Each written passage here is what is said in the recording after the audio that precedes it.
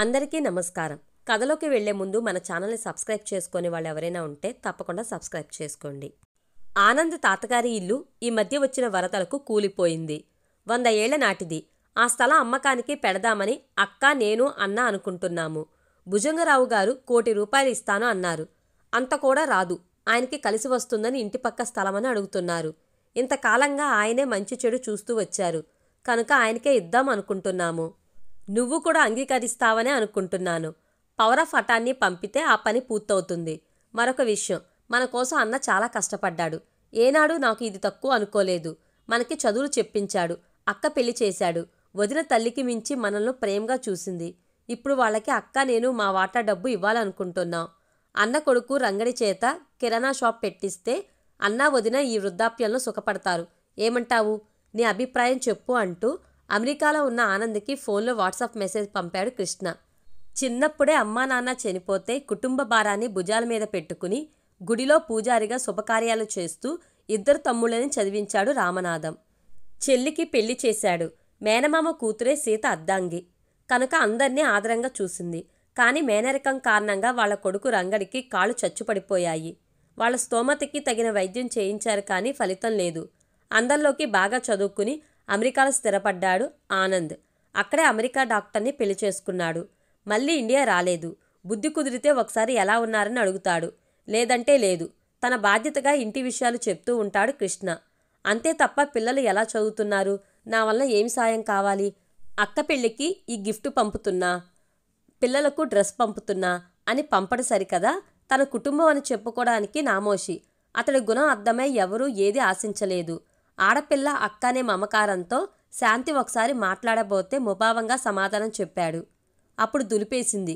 ఏరా, మాట్లాడితేనే తప్పు అనుకునే పని మేము ఏం చేశాం? నీకు ఇంటి బాధ్యత అప్పగించలేదు, $1 అడగలేదు, ఇంటికి రావడం మానుకున్నావు. నువ్వెలా పుట్టావు మా కుటుంబంలో? గుర్తుపెట్టుకో, మేము అభిమానం ఉన్నవాళ్ళం. నిన్ను ఎప్పుడు ఏమీ అడగం, భయపడకు. నీకు ఏదైనా కష్టం వస్తే సానుభూతి ప్రేమ చూపించేది నీ తోడబుట్టిన వాళ్లే. వాళ్ళ విలువ పోగొట్టుకున్నావు. నీకు ఎన్ని మిలియన్లు ఇచ్చినా అది దొరకదు అంటూ ఇది జరిగి 25 ఏళ్లు గడిచింది. కృష్ణ మెసేజ్ చూశాక కూడా ఆనంద్ మనసు కరగలేదు. అతనికి ఇక్కడ లోటు లేదు. ఒక్క కూతురు. భార్య క్రిస్టినా కంటే భారతీయ కుటుంబాలు, మమకారాలు, పద్ధతులు తెలియవు. వాళ్ళ జీవన విధానం వేరు. ఆనంద్కే ఉండాలి. అయితే ఆనంద్ ప్రతి $1 కూడపెడతాడు. 4 ఇళ్లున్నాయి. వేసవి విడిదికి ఒక చోట రిసార్ట్, విహారానికి మరో రిసార్ట్ ఉన్నాయి. పెళ్లి కూడా గ్రీన్ కార్డు కోసం బాగా సంపాదించే అమెరికన్ని చేసుకున్నాడు.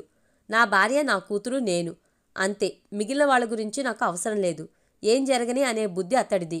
అందుకే తాతగారి ఆస్తిలో వాటాని అది చాలా తక్కువే అయినా వదులుకోదలుచుకోలేదు. అందుకే అసలు దాని ధర ఎంత అని భుజంగరావుని అడిగి తెలుసుకుని కృష్ణతో చెప్పాడు. మీరిద్దరూ ఏం చేసుకున్నా నా వాటా నాకు $లో పంపు అన్నాడు పవర్ ఆఫ్ అటార్నీ పేపర్స్ పంపుతూ.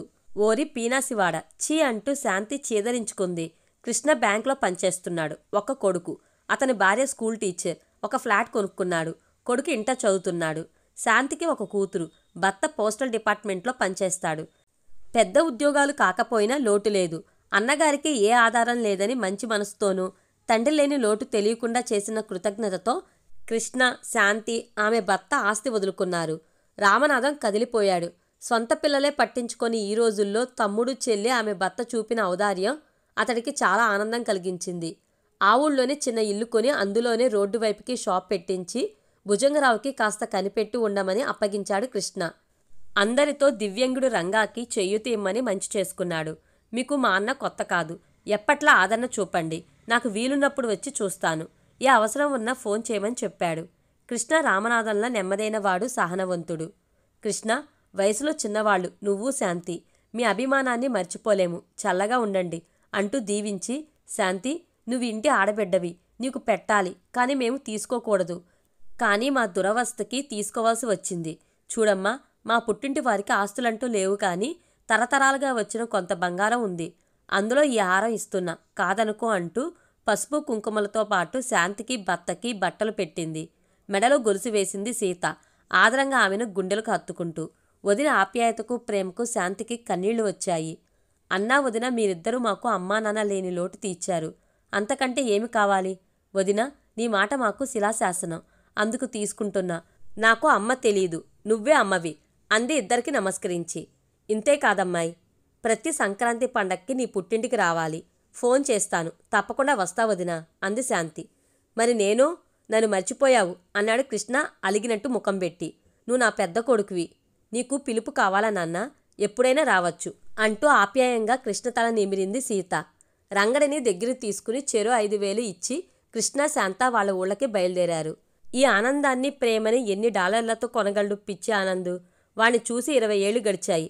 అంత మమకారం లేని మనిషి అయ్యాడు. నీకా బదిలీలు ఎక్కువ.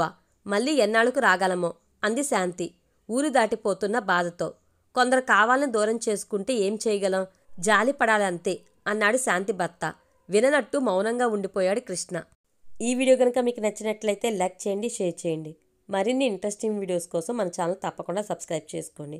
వీడియోస్ నోటిఫికేషన్ కోసం పక్కనే ఉన్న బెల్ ఐకాన్ని క్లిక్ చేయండి. Thank you.